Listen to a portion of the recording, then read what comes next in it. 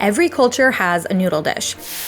What makes them different are not only the types of noodles, It's everywhere. but the sauces, the textures, the cooking styles. I'm sorry, but I'm gonna have to break this. Pretty much anything and everything. A million Italians just cried across the land. Everything is like slow prep, and then you're like, everything now. My name is Beryl, and this show explores how our foods can bring our different cultures together, and this is our noodle episode. Today, I've paired up May and Zishan to swap their make-on-repeat noodle recipes. Zishan will make May's Cantonese classic, ironically named Singapore noodles, Oh my God! while May will try a Burmese Pakistani hybrid dish called khausa. Oh, I've never cooked Pakistani food before. This episode will definitely have you rethinking what you know about noodles. Oh, it's intense. Oh. It's like a cardinal sin or something. Hi, Zishan. My name is May, and I understand you're going to be doing Singapore noodles, which is a misnomer because it is a Cantonese noodle dish. We're making Singaporean noodles. All right, starting with the shrimp. I was originally born in Canton, China. I'm a very lazy cook, so I end up using the ginger garlic paste. So me peeling ginger and like mincing it is not a thing. It's not a common dish in China, but in Hong Kong it's a very common dish because that's where it was invented in the 1960s. And of course, across the USA, everybody knows Singapore noodles. But if you go to Singapore, most people have not heard of it. Slice up celery. How do you feel about celery? I hate celery. I hate celery. That is the one thing I never want to eat. I think this noodle dish looks fresh, colorful, and delicious. And it's beautiful because you use turmeric. And then you have all the vegetables. It's one of the best pasta dishes in the world. All right, time to make the sauce. So just sugar, oyster sauce, water, and curry powder, and turmeric powder. It's gonna be bright yellow. Oh, it's intense. Oh. It's got like a savory sweetness though. It feels like it goes really well with seafood. I grew up in the Chinese restaurant business. When the restaurant closed at night, I would go in and experiment. I loved cooking.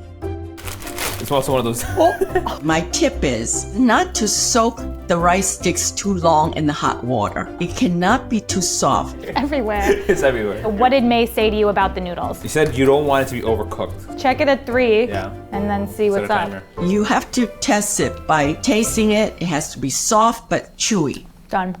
Yeah, actually Yeah, better. done. All right. Done. 4 minutes. That was 4 minutes. Okay, so next step. Here we go. Heat up the wok, add the shrimp. Oh my God. It's all happening, It's all baby. All Go. that prep. Whoop, whoop, whoop. Oh, wow. Your vegetables have to be done Chinese style, which means do not overcook it. It's a very colorful bowl of food. May said it would be. It's like a rainbow. It's a bit challenging, The oil's really throwing him for a loop. but it's so beautiful, colorful.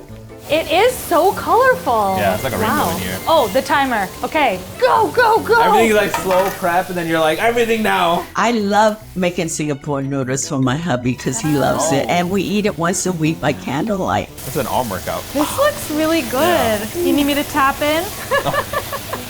Oh, you did.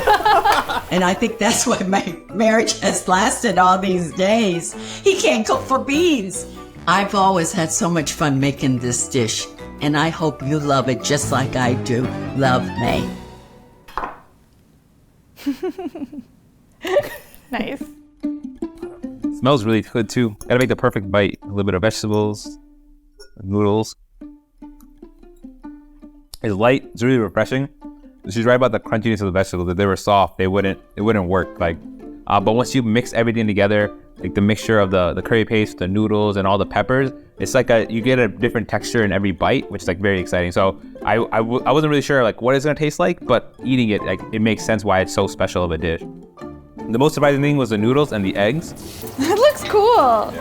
Have you ever cooked eggs in this much oil? No. The way we fried the eggs and then chopped them up and sliced them, it becomes like a part of the noodles itself. So when you take a bite, you like look for the eggs because the eggs have a really nice flavor. So you like try to line them up together. So I'm always looking for the little pieces of eggs. Do you often cook with bean sprouts? I'm not a big fan of bean sprouts either. Why? When we get a nice bowl of pho, I leave the bean sprouts out. How do you feel about the bean sprouts? Beans? Oh. Did we put the bean sprouts in? I do not know where the bean sprouts went. And you were like, oh, I don't like bean sprouts. I did not even notice the bean sprouts at all. And what about the celery? The celery. Oh yeah, the celery is actually gone too. I hate celery. I hate celery. I think it just adds to the flavor, but I don't really touch them. I don't really notice them at all. So maybe you found a way that you like these ingredients. I think I could use them in some way. Is this a dish that you could see yourself making again? 100%. I would definitely do that again. Let's see how it is. Do another bite. I'm hungry. Wow.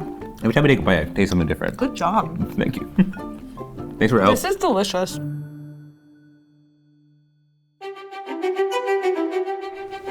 you're just gonna press play there. Dear May, my name is Zishan, and today you're going to be making Memani Khauset. I currently live in Brooklyn, and my family is originally from Pakistan. Khauset originates from Burma, when the Memon community lived in that area and moved down to Pakistan. There are different ways to make this, but this is how my family does it. I love it. I can't wait.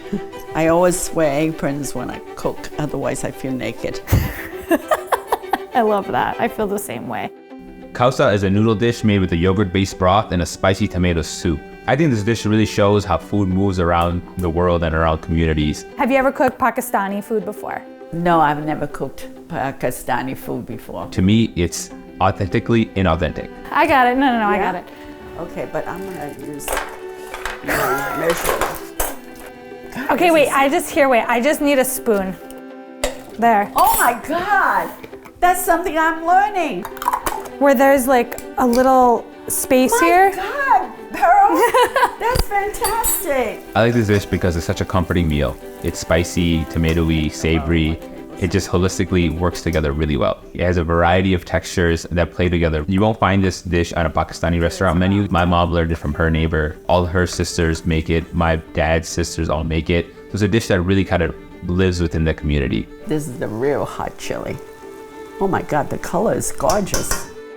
I like this dish because it's a very comforting meal. It's hot, soupy broth with noodles, all the toppings. There's a multitude of flavors and textures going on. It's spaghetti, curry, beef meat. Mainly the Pakistani diet is a lot of rice, vegetables, flatbreads. I might know somebody from Pakistan that has the same background as me, but they're from a different community. They don't eat this dish, so I can introduce it to them.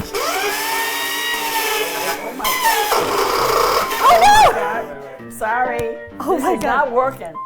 Oh my God, what happened? Oh my God. Oh no, your blender is dead. That's all right. Don't worry. It's an old blender.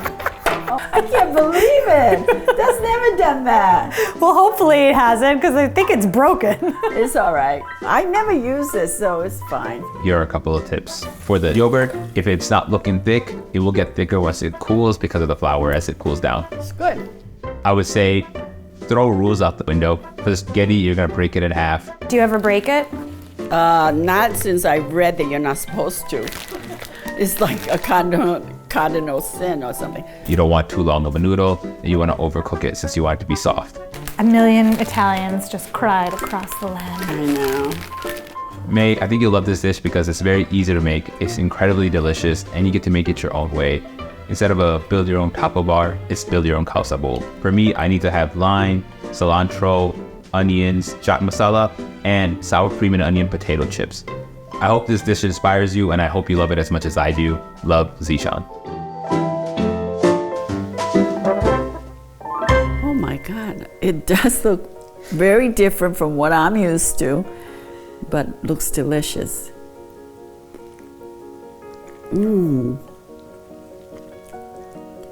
I love that sour taste. When I saw the recipe, I said, I don't know. I don't know how it's gonna taste it.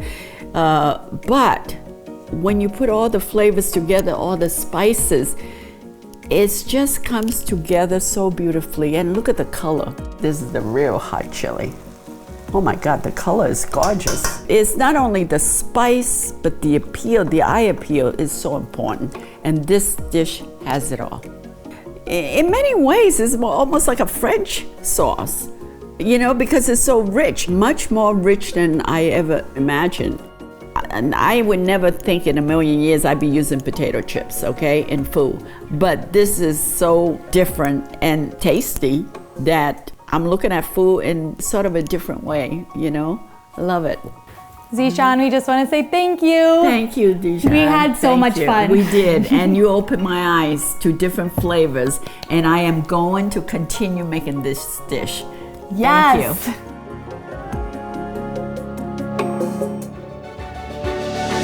I hope you enjoyed this episode of Pan Pals. Let me know in the comments, what is your favorite noodle dish? My current obsession are miso butter noodles. So good. By the way, if you like home cooking, you should check out the latest season of The Great American Recipe. The show features 8 talented home cooks in a competition that celebrates the diversity and flavors of foods across the US. You can watch the first episode here on the PBS Food YouTube channel and check out the rest of the season every week on the PBS app and your local PBS station. Check it out in the links in the description.